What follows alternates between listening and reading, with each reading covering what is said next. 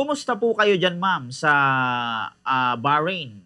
Na gaano na Hmm. kalaki yung epekto nitong, airstrike sa Iran and Israel diyan po sa Bahrain, Ma'am Maggie?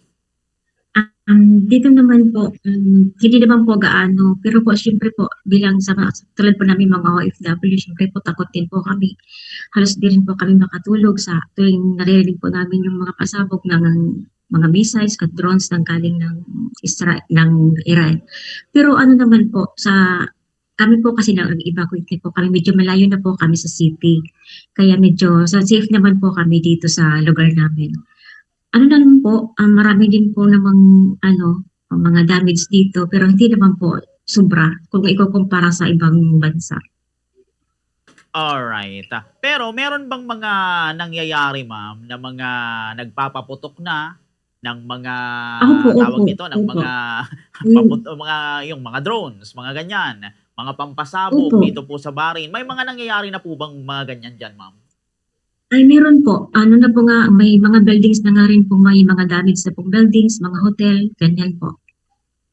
Alright. So kumusta kayo ma'am yung ano yan, yung, mga trabaho po ninyo? Ngayon ba, sinuspindi na ng gobyerno po diyaan?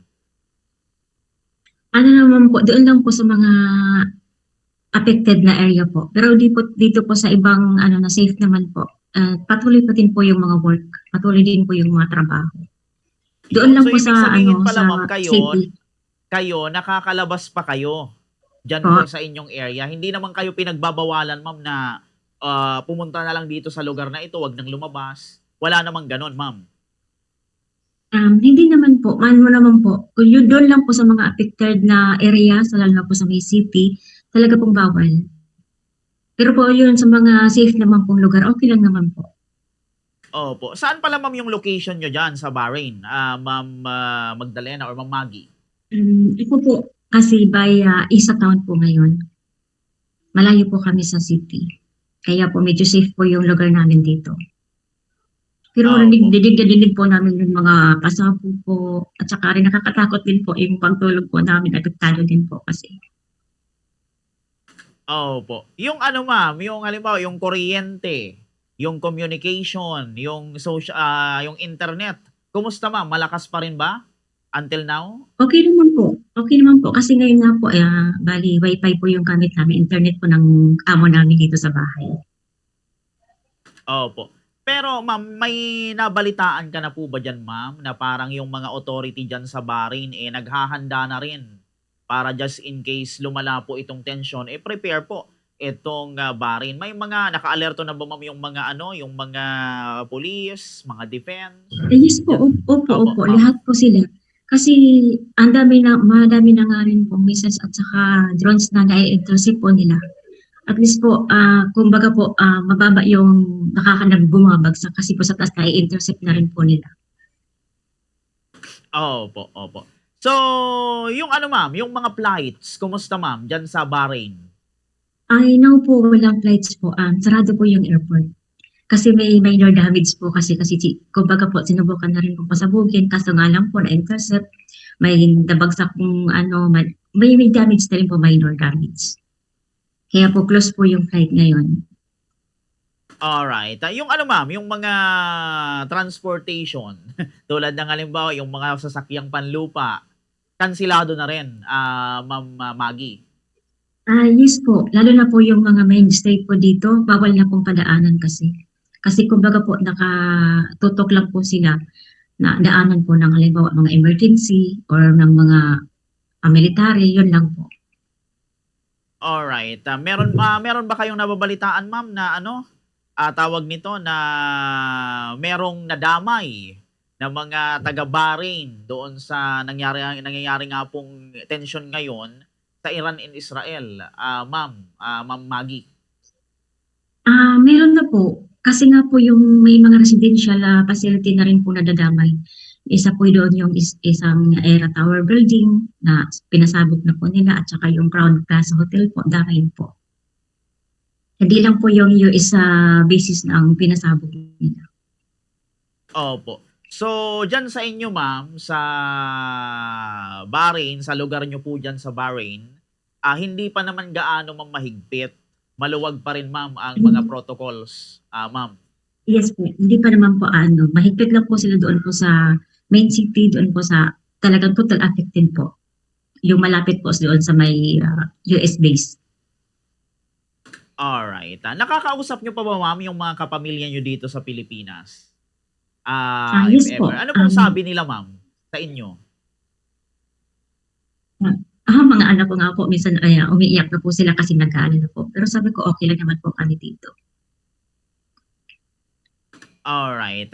Eto ma'am, if ever na ito nga kung sakali, hindi naman natin hinihingi, pero kung sakali ma'am na lumala pa itong tensyon sa pagitan po ng Israel and Iran, ano po yung siguro mga susunod nating hakbang? Especially yung mga tulad nyo po na Filipino dyan sa Bahrain, Ma'am Maggie.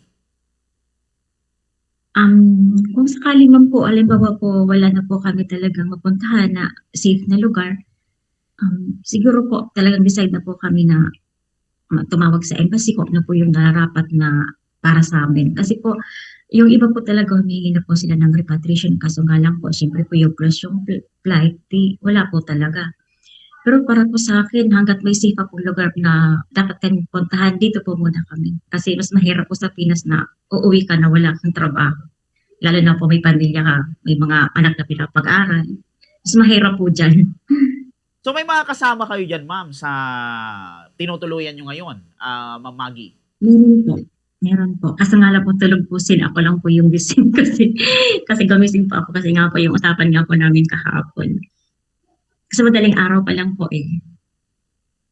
Oh, opo, opo. Ano pala ma'am ang payo sa inyo nung embassy nyo? If ever man na lumala nga yung yung tension dito sa Israel and Iran and madamay pa itong Bahrain, Ma'am Maggie.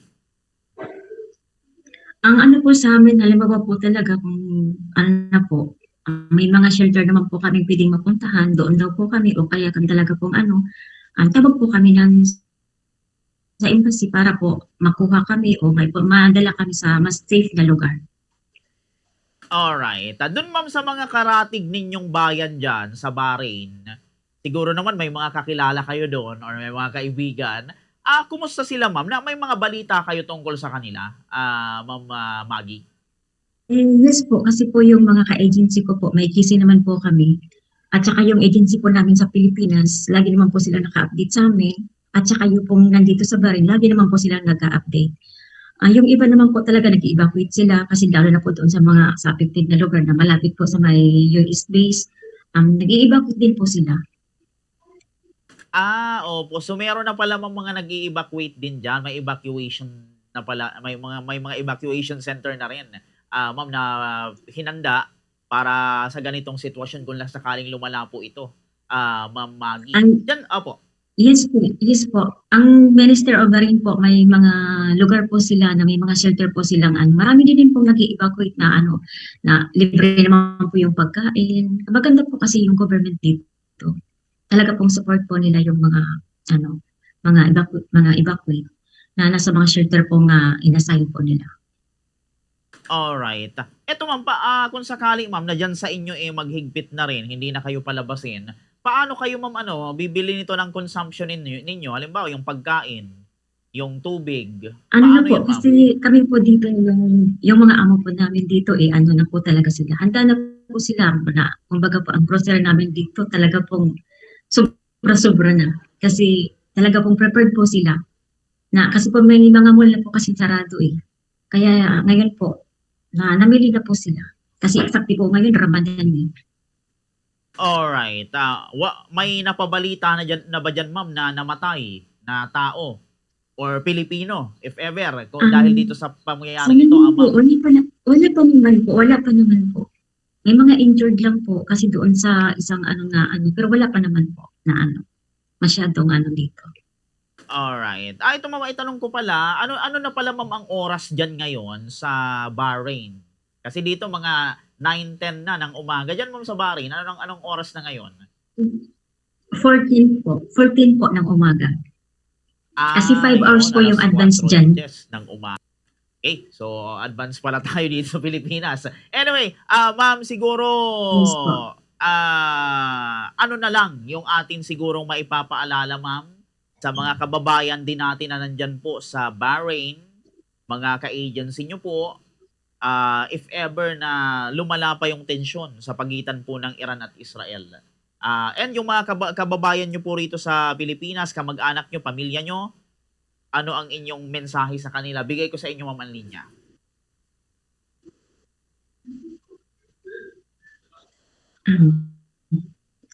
Wala-wala po yung mahina po yung signal ngayon. Alright, alright. Yan, ito ma'am, okay na ba? Naririnig nyo na ba yung, yung audio? Yeah, okay na po.